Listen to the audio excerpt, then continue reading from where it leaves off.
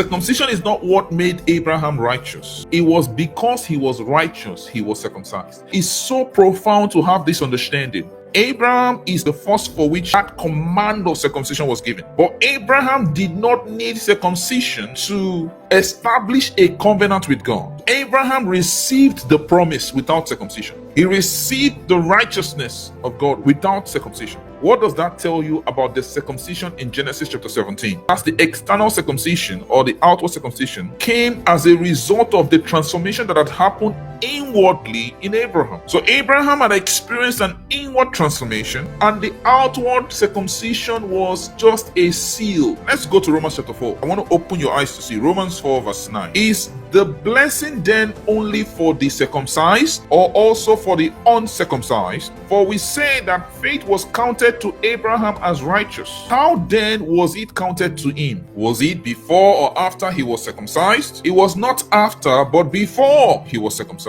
He received the sign of circumcision as a seal of the righteousness he had by faith while he was still uncircumcised. God gave Abraham the promise. God declared him to be righteous. God was working with Abraham and gave him circumcision as a seal of the deal, as a seal of the righteousness that he had received by faith. So what had happened to Abraham was that Abraham first went through circumcision of the heart before the external circumcision. And so we see in Deuteronomy and in Jeremiah God going back to the idea that, hey, don't think that the circumcision of the flesh is the main thing.